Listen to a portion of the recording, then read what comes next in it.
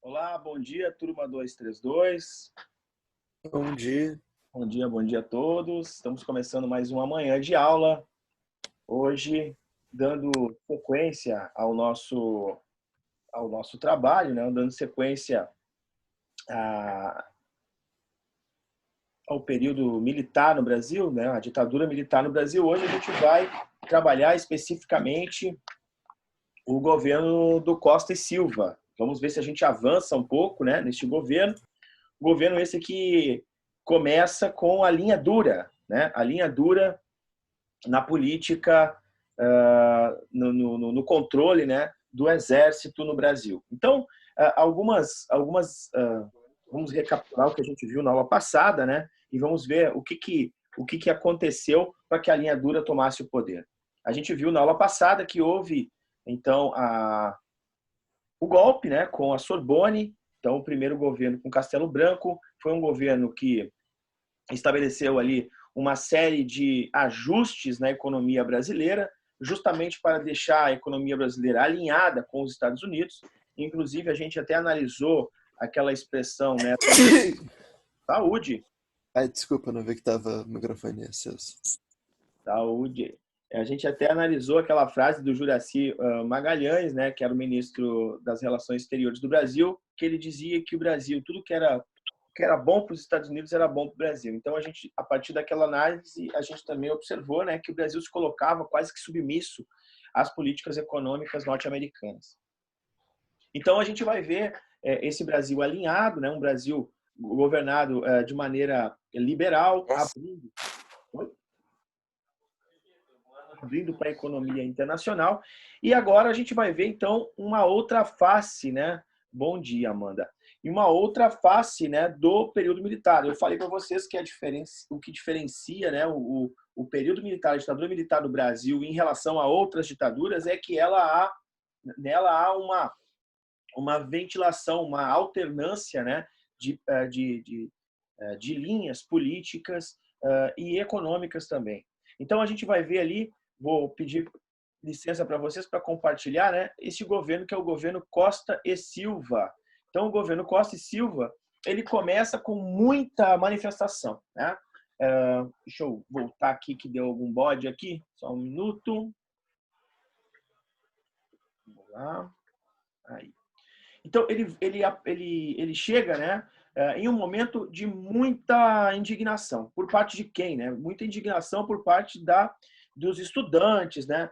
Principalmente do meio universitário. Né? Nós vamos ter uma reforma, eu já adiantei um pouco lá na aula passada, né? O Costa e Silva, da linha dura, ele vai fazer um acordo com os Estados Unidos, né? Uma reforma educacional que vai ser muito alinhada com os Estados Unidos, né? Isso já estava encaminhado no governo da Sorbonne e vai ser concretizado, então, no governo da linha dura. Aliás, a linha dura, né, essa parte do exército, essa ala do exército, nunca foi muito de estudar, né?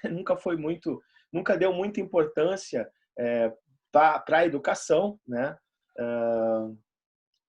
E a gente pode ver isso em alguns comentários aí, né, de militares ou ex-militares importantes que dizem que tem muita coisa escrita nos livros, né, que não lê quando assina alguma lei, alguma coisa não lê porque é muita coisa para ler. Então, realmente, né, essa ala do exército, a linha dura, é uma linha tosca, né? Então, esse acordo MEC-USAID vai ser um desagrado muito grande, né?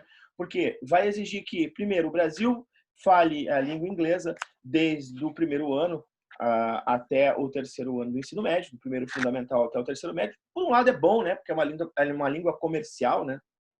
Mas, por outro lado, a gente até hoje, né, sabe que na escola pública, né, se aprende o verbo to be durante toda a carreira escolar. Né? Não tem um desenvolvimento, não tem um projeto para desenvolvimento de línguas, né, adequado. Mas tudo bem, tem que ser, tem que fazer, é uma língua importante. Julieta, sai daí.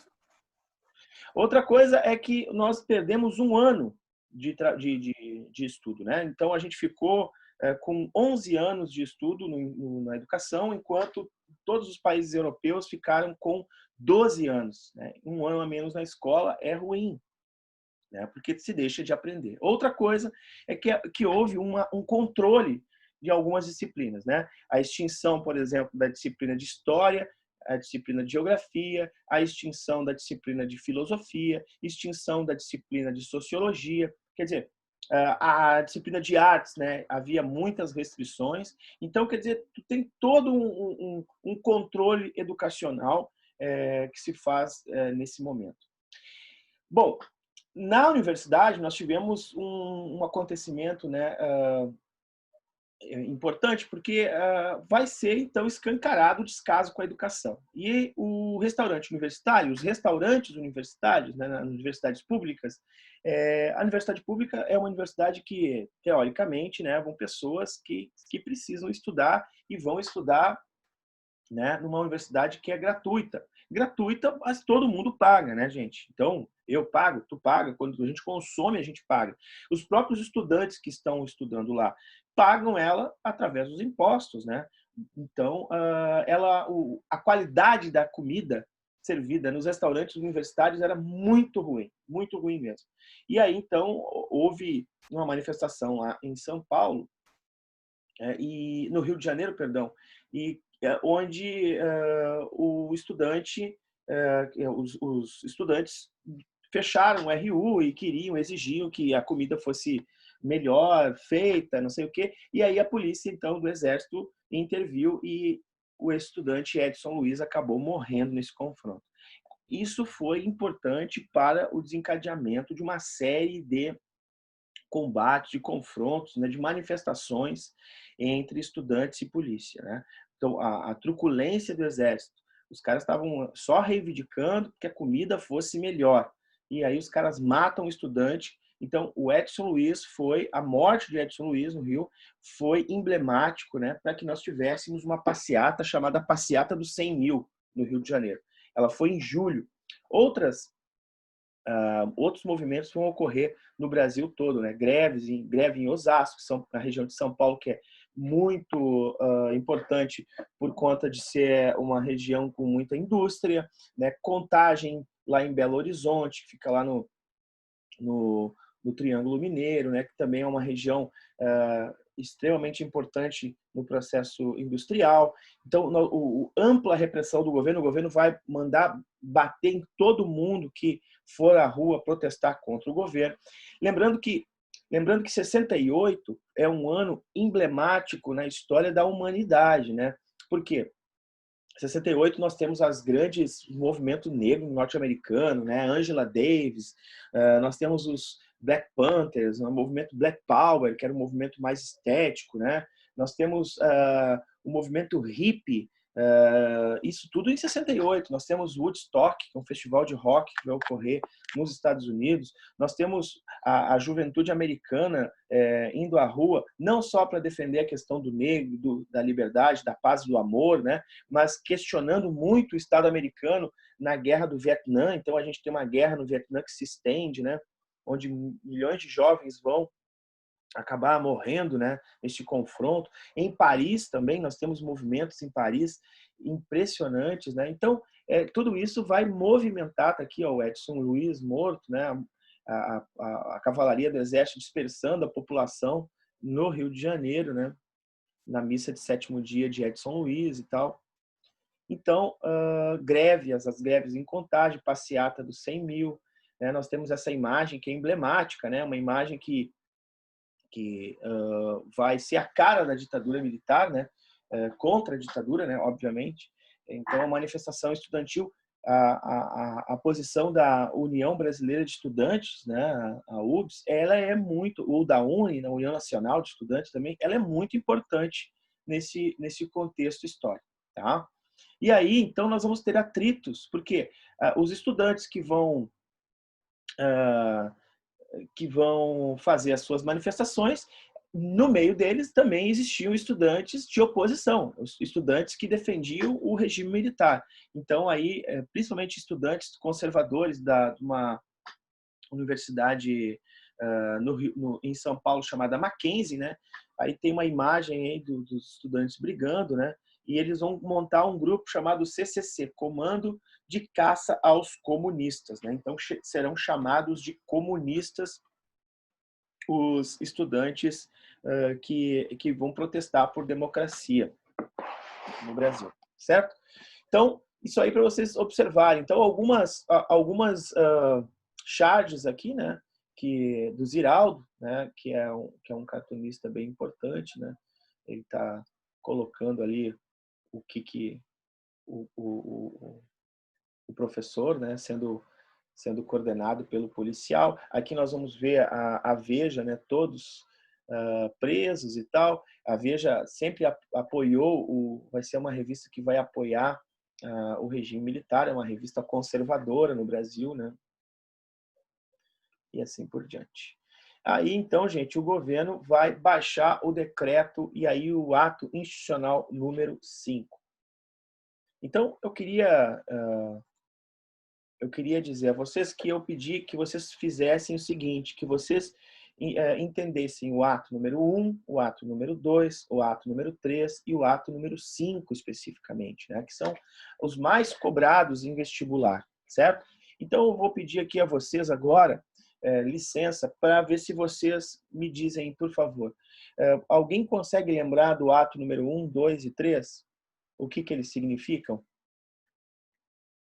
Vocês, por favor, se puderem abrir as câmeras agora que a gente está conversando, que eu parei de compartilhar a tela, seria interessante, tá? Vocês estão me ouvindo? Sim. Ah, perfeito. Então, Tá, eu vou ter que aparecer, né? saber, É para dizer o é, que, senhor? dizer o que significou os atos institucionais número 1, 2 e 3. O que cada um representava? Tá, do que eu me lembro, o 2 é a criação de dois partidos, né? Um que é do governo em si, onde tem uma oposição entre eles. Não Sim. me lembro Tu quais lembra são. dos partidos? Não, eu não. Ai, peraí. Eu sei quais são, mas eu não me lembro o nome. Mas eu sei que tem a criação desses dois partidos dentro do governo. Uhum. Eu não sei se o resto da turma vai falar também. Vamos lá. Número 1. Alguém lembra do ato institucional número 1, pessoal? Alguém anotou? Quando vocês assistem uma aula, vocês não fazem anotação ou vocês só assistem a aula? É interessante fazer anotação em tudo, até na missa. Então vamos lá. O ato institucional número 1 é o ato que vai acabar com, vai fechar o Congresso, vai mandar prender os opositores, né, vai fazer uma limpeza, digamos assim, no sistema político de Brasília, né, é o ato institucional primeiro, né? Então, todos os opositores, todos os mandatos de políticos que eram da situação do governo serão cassados, né? Então, fechamento de Congresso e cassação de mandatos e demissão de funcionários públicos que defendem e que estão ligados ideologicamente com o governo. Esse foi o ato número 1. O ato número 2 foi a criação do bipartidarismo. Então, o que é o bipartidarismo? Nós temos, então, dois partidos políticos, um que se chama Arena e que representa justamente a política do governo, e o outro partido político que se chama MDB, que representa a oposição ao governo, né? E o terceiro? Bom, o terceiro, o ato número 3, ele representa o ato, então, de nomeação de governadores, né? Então, o regime militar vai nomear governadores, nomear prefeitos das capitais, vão ser nomeados, são interventores, então, né? São prefeitos das capitais, interventores, governadores são interventores, e das principais cidades do Brasil, cidades mais importantes, né? As maiores cidades, também serão indicados pelo regime militar. Assim, com o ato institucional número 3, havia um controle, uma malha, né, de controle do Exército nos principais centros urbanos do Brasil. Tá bom? Então, ato número 1, 2 e 3. E agora, então, a gente vai para o ato número 5. Eu não sei, mas parece que eu estou dando aula só para a Jéssica, né? Então, assim, ó, eu gostaria que vocês participassem da aula, pessoal. Não adianta vocês deixarem só. Então, saiam da aula, né? Se vocês estão. Eu vejo que às vezes alguém escapa o microfone aí, estão fazendo outra coisa, né? Mas, por favor, gente, a gente está no momento de aula. É momento de tu participar, de perguntar, de mostrar-se, né? É o momento que eu tenho aqui para enxergar vocês, porque só vocês enxergam a mim, quando vocês querem ainda, tá? Então, realmente é muito chato eu ficar aqui falando, né, para uma, duas pessoas apenas que se disponibilizam a aparecer.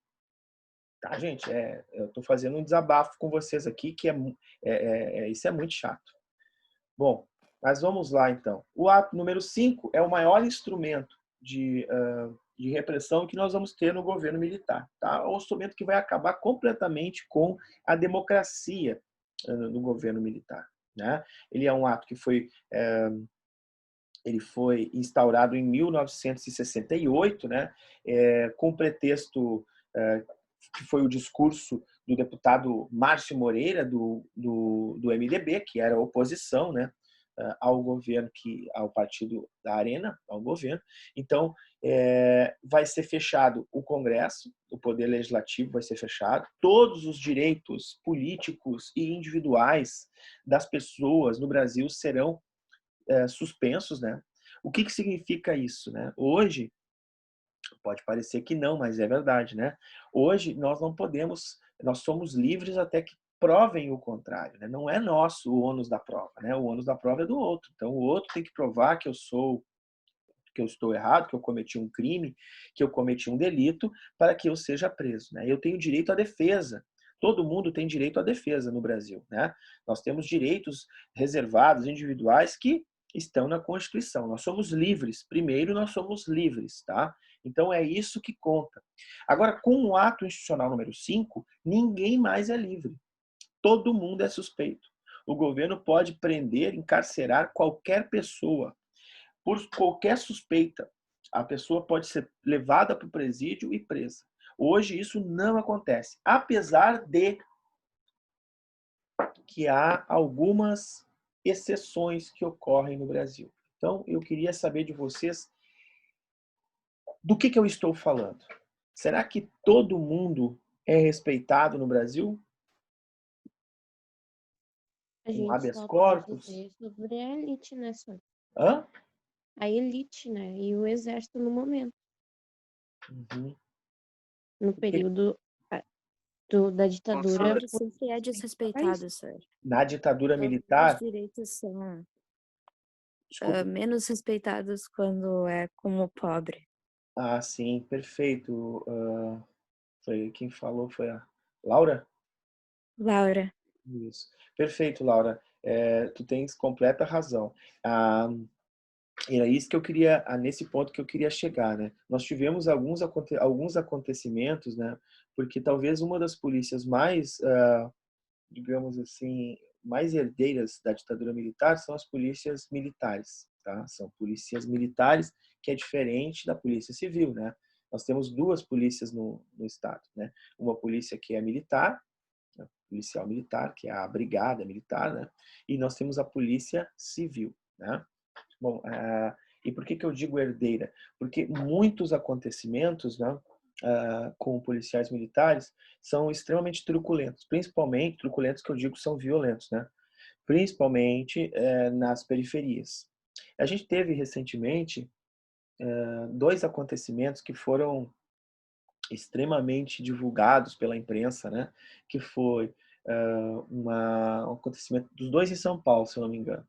Uma rapaziada lá que estava um menino que apanhou, o policial subiu daí uma mulher foi defender e o policial prendeu a mulher e subiu com o corpo, com o peso do corpo no pescoço da mulher, né? Logo depois da morte do George Floyd nos Estados Unidos, o cara acabou fazendo uma cena muito parecida, né? Parecia que estava tentando matar a mulher, inclusive, né? Enfim, essa cena foi emblemática. Isso era na periferia, né? Então houve ali uma cena de violência tremenda, né? Enfim. E a outra cena que também acho que foi em São Paulo foi que 2 policiais foram para um condomínio de luxo, assim, né? De classe média alta, talvez. E aí a pessoa que foi interpelada porque estava cometendo lá abuso, acho que é violência familiar, alguma coisa assim, começou a xingar, destratar esses policiais, né? Xingar os caras, dizendo que ia ligar para não sei quem, que não sei o quê. Quer dizer, e aí a polícia ficou quieta, né? A polícia não subiu no pescoço dele, né? A polícia não repreendeu ele por desacato à autoridade, a gente não ouve falar, né? Não ouviu falar se o cara foi preso ou não. Enfim, o cara, né, escancalhou com a polícia, né? Então, existem, né, 2 pesos, 2 medidas, né? Na verdade, os direitos civis no Brasil, eles existem, né? Eles são, e aí são os direitos humanos, né? E a gente está numa semana discutindo direitos humanos aqui na, na escola por conta dessa feira que a gente vai participar, né? Então, os direitos humanos, eles são para todos os humanos, e principalmente para o Brasil, que tem uma Constituição, né? Que a Constituição garante que nós somos livres até que provem o contrário. E nós temos que ser tratados como tal, né? Mas, na verdade, o que a gente vê é um descaso pelo próprio poder público em relação a isso, né? Então a gente vê que a polícia ela vai ter 2 tratamentos diferentes, né? Muitas vezes de acordo com a cor da pele, né? Ou de acordo com o bairro em que fazem as suas patrulhas, né? Isso é muito triste, realmente, né? E eu Professor, falo, oi, me tira uma dúvida, é que com a validação, né, do ato institucional número 5, tipo, o direito a um defensor público não tinha, assim? não tinha. Não tinha. O que nós vamos ter aí nesse momento é que uma junta militar é que vai julgar o réu, né? A gente sabe também que o exército ele é um poder autárquico, né? É uma autarquia no estado em que ele existe um tribunal só para o exército, né? Então, por exemplo, vocês lembram daquela situação de uma família que estava andando de carro no Rio de Janeiro, né? O pai era músico, inclusive, e aí tinha uma blitz, ou uma coisa assim, do exército, e o carro do cara, o cara passou com o carro, né? E não ouviu que era para parar e tal, e foi alvejado com 300 e poucos tiros. 80 tiros pegaram no cara. Ele morreu com 80 tiros no. Vocês lembram disso? Isso foi o ano passado. Essa situação, Sim. essa situação foi levada ao tribunal, só que o tribunal do Exército. Esses soldados, né, todos eles com 18, 19 anos, né, eram jovens, né, cara? São jovens que estão servindo, que não tem preparo de polícia. O Exército não faz papel de polícia, ele não pode fazer papel de polícia. O papel do Exército não é de polícia. O papel do Exército é para defender fronteiras, o papel do Exército é para fazer a guerra. E com 18, 19 anos de idade, cara, tu não tem treinamento suficiente, psicológico principalmente, para agir, né, numa situação dessa, né? A gente vê que algumas ações da polícia, né, elas são atabalhoadas, quer dizer, o direito à vida, primeiramente, né? Primeiro, o direito à vida. Então, a gente tem... E é óbvio, né? Alguém pode questionar, mas não é tu que está na linha de frente, é o policial. Bueno, por isso que ele é policial, né? O cara opta por fazer isso, né? Então, ele tem que ser treinado para isso, né? Então, é isso, Lorenzo. Nós vamos ter... Eu vou compartilhar lá de novo, porque esse ato é bem importante, né? Nós vamos ter aqui, ó, o fechamento do Poder Legislativo, suspensão dos direitos civis individuais, né? Então, vai ser a junta militar que vai fazer o julgamento, né? Intervenção dos estados e municípios, coisa que já ocorria com o ato institucional número 3, né? E agora vai ocorrer em todos os municípios, né? Essa intervenção. Permissão para cassar mandatos, né? Demitir, prender, editar leis, quer dizer, com um prazo indeterminado. Então, o ato institucional número 5 realmente deixa o Brasil numa situação que a gente vai chamar uma situação de sítio, né? Uma situação especial, num estado de suspensão, um estado de exceção. no Brasil, tá? Então, isso realmente acaba completamente, tira a democracia do sistema político brasileiro, certo? Deixa eu ver aqui. Então, aqui estão os jornais, né? O governo baixa ato e coloca o Congresso em recesso por tempo ilimitado. Isso aqui é o Jornal do Brasil, né? Deputado Márcio Moreira, né? Ele foi o grande, a culpa foi dele, digamos assim, para que tenha baixado o ato número 5. Ele fez um discurso, ele era do MDB, ele fez um discurso bem inflamado em relação aos direitos civis que não estavam sendo respeitados, né? Depois da morte do Edson Luiz, começou a pipocar uma série de revoltas no Brasil, então o governo militar baixou o AI-5.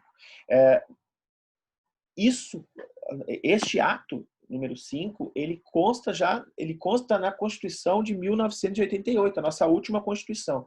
Existe ali o seguinte, ó, é proibido nós termos um ato igual ao número 5.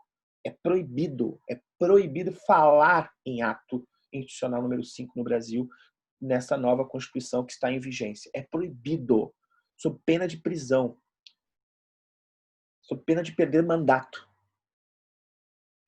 Certo? Só que é o seguinte, se vocês estão lembrados, no começo do governo do nosso presidente aqui, nós tivemos aí ameaças, né, de voltar o ato número 5, ameaça inclusive do filho dele, né, porque está sendo investigado. Mas aí então nós vamos ter o quê? Nós vamos ter o início da ação armada contra o governo. Então, já que não o campo democrático acabou o debate, acabou a discussão, a única forma que as forças digamos assim, de oposição ao governo vão encontrar de combater o governo, né, de combater as ideias do governo e combater a violência do governo, era com violência também. E foi uma ação então, tomada aí por várias entidades, né, que vão se formar, né, a ALN, AP, MR8, VPR, Valpalmares, PCBR, todas essas são organizações basicamente de estudantes, de intelectuais, de jovens que vão para luta armada, luta de guerrilha. Então, nós vamos começar uma série de luta de guerrilha, que é uma guerrilha urbana, basicamente. Nós vamos ter uma guerrilha que vai ser guerrilha rural, que a gente vai ver daqui a pouco, né? Que é a Valpalmares, na verdade, né? Então, que vai lutar lá no Araguaia. Então, nós vamos ter alguns caras importantes aqui, como Marighella, que é um intelectual, né? Como o capitão Carlos Lamarca, que vai abandonar o exército e vai se tornar um ferrenho opositor às forças democráticas. Então, esses movimentos aqui vão lutar pela devolução do Estado democrático no Brasil, vão lutar contra a imposição do ato institucional número 5. O que eles vão fazer? Basicamente o seguinte, muita gente vai ser presa, né? Então, muitos intelectuais, professores, políticos. E quem não for preso no Brasil vai embora do Brasil, vai fugir, vai ser deportado do Brasil, né? Vai sair do planeta. Né? E muita gente, muitos artistas, muitos autores, muitos escritores vão acabar indo para a Europa, indo para morar em alguns países da América Latina e tal, vão fugir do cenário político brasileiro com medo de serem presos, né, com medo de serem mortos, inclusive. Então, essas guerrilhas, elas serviam justamente também para soltar alguns políticos ou pessoas que foram presas injustamente, né, sem prova alguma de crime nenhum. Né? Por quê?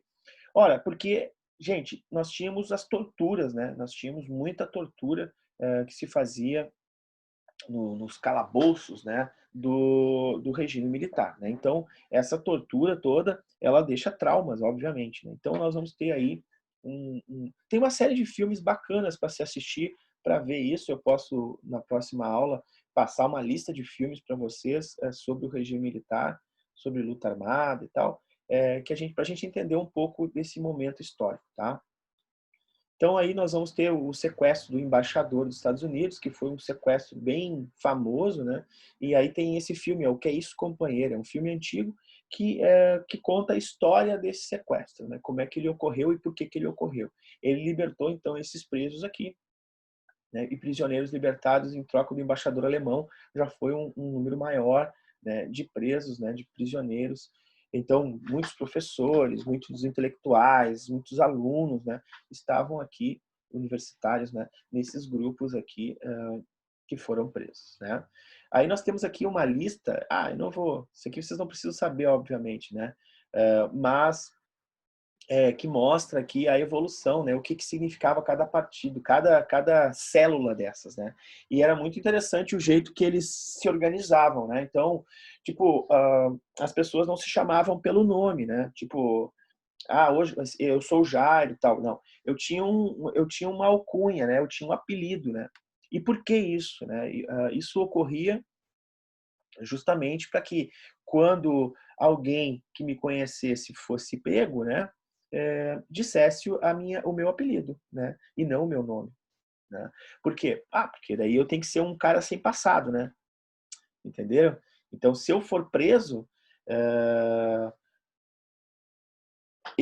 eles não têm que saber se eu tenho mãe, se eu tenho pai, se eu tenho irmãos. Então, tem todo um cuidado, né, para proteger as figuras, né, que pertencem à Ação Libertadora Nacional, Ação Popular Marxista-Leninista, né, a Vermelho, Comando de Libertação Nacional, enfim, tem N movimentos aqui, né, muitos movimentos que vão surgir nesse momento histórico. Em agosto de 69, Costa e Silva é afastado, ele tem uma isquemia, né, ele passa mal e acaba morrendo, e aí o seu vice assume, e é impedido de assumir. Por quê? Porque ele é civil.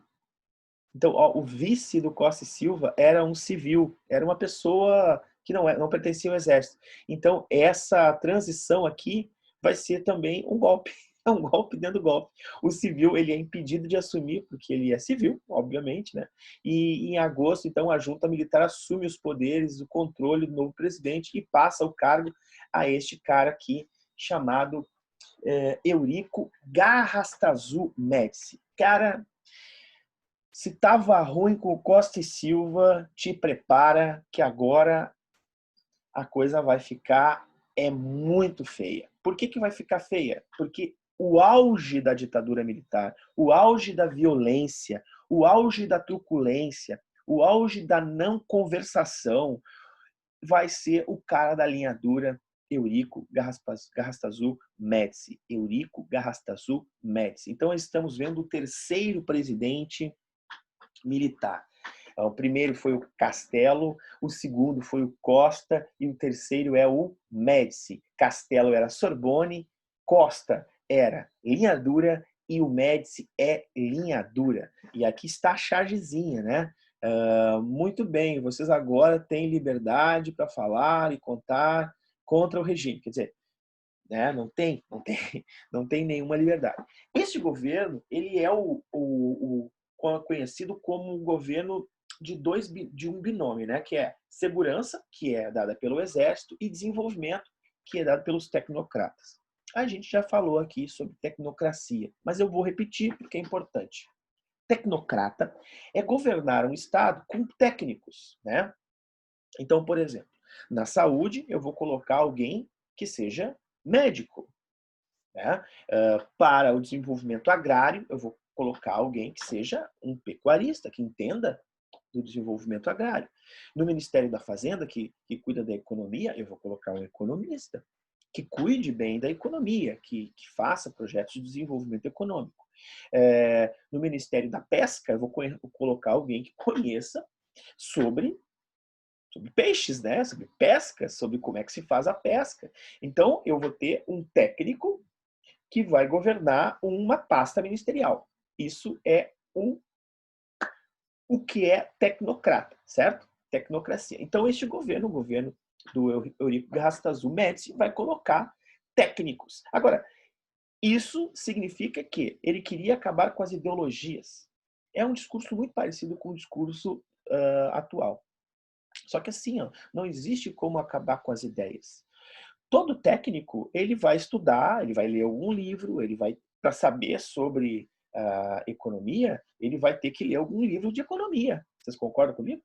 Né? Então, a pessoa pode ser pode ser um economista mais social ou um economista neoliberal, mais liberal, né?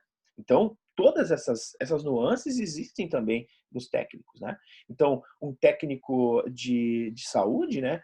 Ele pode ser que nem, por exemplo, era o ministro Mandetta, que foi o nosso primeiro ministro, né? Ele era um cara que passou a vida inteira dele sendo presidente, vida inteira não, mas grande parte da vida presidente da Unimed, uma das maiores empresas de saúde particular do Brasil. Ele lutava muito pelo fim do SUS. Muito, muito, muito, lutou muito pelo fim do SUS. Por quê? Ora, porque o desenvolvimento de políticas de saúde privada iam prevalecer a sua área, né? A sua categoria, que é a saúde privada. Quando ele assumiu o governo e assumiu o SUS. Né? Então, será que ele mudou de opinião assim de uma hora para outra porque assumiu o poder, assumiu o governo? Né? Então, tudo isso. Todo técnico, ele tem, obviamente, uma nuance que é ideológica. Né? Então, é isso, gente. Não existe tecnocracia, tá? Tecnocracia, todo técnico tem uma característica ideológica. Defende uma política, defende uma ideia, defende uma ideologia, certo? Isso aí é para ficar bem claro. Agora, sobre o governo Médici, sobre o seu binômio de segurança e desenvolvimento, sobre o auge da ditadura, sobre como o Brasil vai ficar nesse momento histórico, então, que seria a década de 70, a década mais importante para a economia do Brasil, a gente vai ver isso, né? O Brasil vai ter um crescimento econômico fantástico, né? Nós vamos ter até um apelido para isso, né? Vai ser um momento de ouro do Brasil em termos econômicos. A gente vai entender o porquê que ocorreu esse momento, né? E sobre isso, então, a gente vai discutir no nosso próximo encontro, né? Que é na próxima semana. E isso é um dos principais motivos das pessoas defenderem a volta, né, Sor? Justamente. É porque elas sabem da história à metade. Porque, ao mesmo tempo que nós tivemos e eu vou dar um spoiler aqui, né? Ao mesmo tempo que nós tivemos um momento econômico bom, este momento econômico ele só foi bom porque a gente tinha um crédito muito bom. E ter crédito não significa ter dinheiro. Né? Eu te dou um cartão de crédito com um limite altíssimo. Tu vai poder gastar à vontade. Mas tem uma hora que tu tem que pagar, né? E aí? Sim, Senhor, e então, senhor, e também é por causa da desvalorização da moeda, né? Depois veio atingir economicamente o Brasil. Sim, sem dúvida. O fim dessa euforia econômica, ele é muito trágico, porque ele vem com o aumento do petróleo, que não tem nada a ver com o Brasil. Né? Quer dizer, o Brasil surfava numa economia boa, mas o fim dela vai ocorrer quando nós tivemos a crise do petróleo de 1970. E aí, a primeira crise, né? E aí, então, a moeda vai desvalorizar muito, a nossa economia vai ficar muito dependente da economia internacional, principalmente dos empréstimos internacionais. Bom, mas isso é assunto para o nosso próximo encontro. Já está terminando nossa aula. Obrigado por estarem comigo agora pela manhã. Né? E tenham uma boa semana, um bom dia. Beijo. A gente se vê a semana que vem, na terça-feira. Valeu, galera? Tchau, senhor. tchau, Até Tchau, semana senhor. que Semana que vem. É, senhor, se cuide. falou, eu também. Que bem.